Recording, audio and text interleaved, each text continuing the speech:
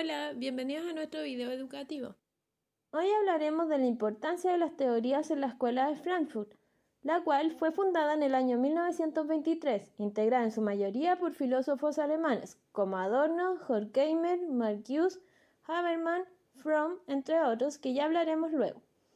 El objetivo principal de la Escuela de Frankfurt fue darle un nuevo enfoque a las teorías clásicas de la historia, fundamentalmente al marxismo, además de basarse en aportes de otros propulsores como Weber y su análisis capitalista, además de la racionalidad científica, lo cultural y la religión de la sociedad, siendo Weber el padre de la sociología gracias a su indagación de la acción social y que hoy en día, como trabajadores sociales, nos ayuda a comprender, a explicar e interpretar la realidad. Marx aportó con su ideología burguesa, la alineación del trabajo, materialismo, entre otros, que hoy en día, como trabajadores sociales, nos ayudan a comprender que la sociedad es la que genera los problemas personales y que es la persona en sí la que debe trabajar para lograr un cambio. Por otro lado está Freud, con el psicoanálisis y su subconsciente, el complejo de Edipo y otros estudios que hoy nos sirven de gran ayuda en nuestra labor, ya que son fundamentales para entender el comportamiento de las personas.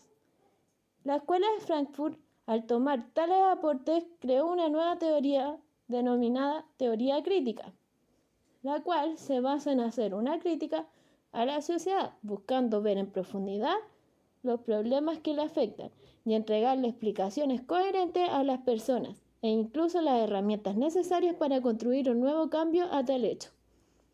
Esto se llevó a cabo mediante un análisis en la sociología, psicología y economía.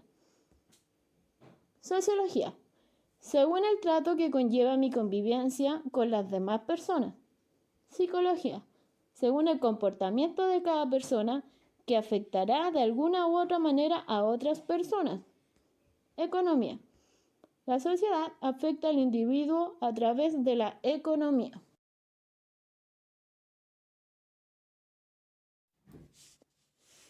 Esta teoría crítica se formó en base a 3 etapas. La primera de ellas abarca desde el año 1930 al 1937 y fue llamada etapa materialista, que fue dirigida por Horkheimer, dándole por primera vez un nuevo enfoque al marxismo, basándose en la desigualdad de clases. La segunda etapa se desarrolla entre los años 1937 y 1940, denominada teoría crítica. Etapa en la cual se vivió una época de totalitarismo con la llegada de Hitler al Parlamento alemán, Mussolini en Italia y además la guerra civil en España, lo que llevó a la Escuela de Frankfurt a entregar una interpretación crítica de la sociedad luego de las revoluciones, fascismo, nazismo, las guerras y demás atrocidades que se produjeron en la época. Y la tercera etapa contribuye en los años 1940 y 1945 y fue llamada crítica de la razón instrumental, donde se dan cuenta de que existe una incapacidad para formar una sociedad justa y racional. Tras vivir una Segunda Guerra Mundial, es lógico que exista el sentimiento de pesimismo y tristeza. Es por esto que se reformula la teoría crítica con el fin de entregarle a una nueva época nuevas esperanzas, donde las personas no deben ser controladas.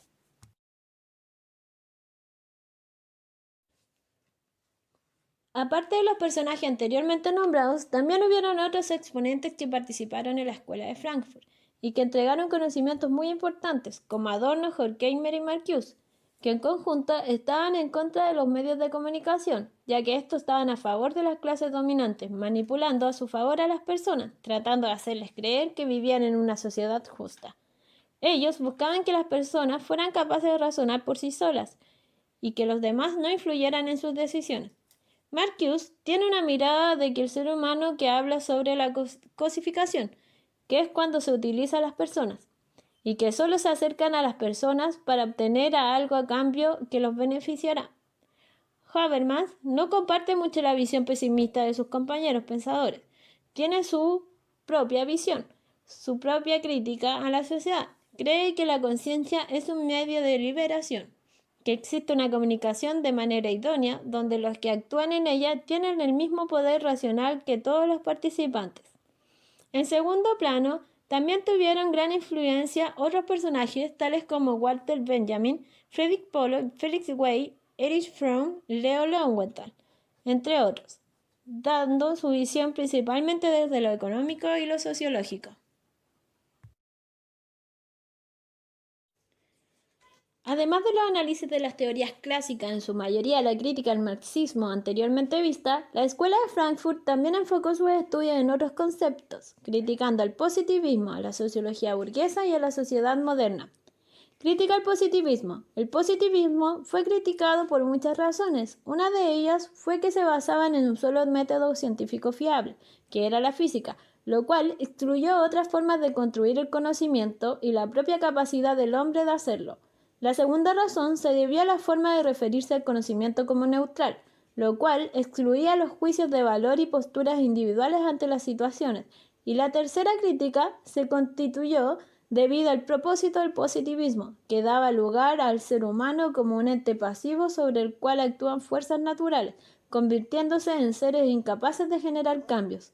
Luego de la crítica del positivismo, la Escuela de Frankfurt determinó que los seres humanos son activos, capaces de provocar cambios debido al carácter cambiante propio de la humanidad, por lo cual el método científico estático jamás tendría éxito al estudiar la humanidad. Crítica a la sociología burguesa. Esta fue criticada debido a su énfasis reduccionista sobre todo lo humano. Observaron el conjunto de la sociedad omitiendo a los individuos.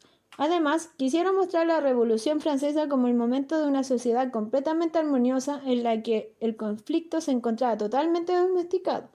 Todo ello bajo el lema libertad, igualdad y fraternidad. Pero los teóricos críticos afirmaron que la sociología burguesa buscó, en el momento, ocultar lo más profundo de las contradicciones que se producían. Crítica a la sociedad moderna. La cultura fue uno de los principales núcleos de análisis de la Escuela de Frankfurt. Este pensamiento de parte de la sociedad moderna tuvo como finalidad adecuar los medios a cualquier propósito sin importar las consecuencias tanto para la humanidad como para la naturaleza, como por ejemplo los campos de concentración nazis. Este pensamiento manipulaba al ser humano, llevándolo a perder su propia capacidad de pensar y actuar críticamente. Ante ello, la Escuela de Frankfurt criticó fuertemente a la sociedad moderna, como un mundo plagado de irracionalidad, e hizo énfasis en la pérdida del pensamiento crítico de cada uno, desechado por el capitalismo y el nacionalismo.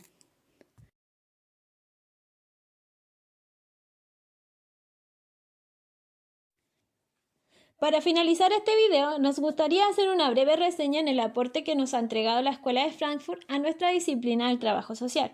Si bien la Escuela de Frankfurt no ha sido un aporte muy grande al trabajo social, pero sí ha tenido una gran influencia en él, ya que muchos de estos análisis nos han servido a lo largo de esta labor, ya que inculca un pensamiento de autoconciencia, pensamientos racionales, de liberación personal y social, entregándonos estrategias que nos permiten poder ayudar de mejor manera a quien más lo necesita.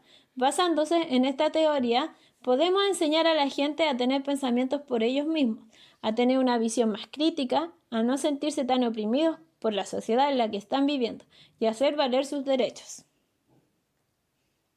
Bueno, esperamos que les haya gustado este video y si tienen alguna duda, déjenla en los comentarios. Esperamos que estén muy bien. Hasta la próxima.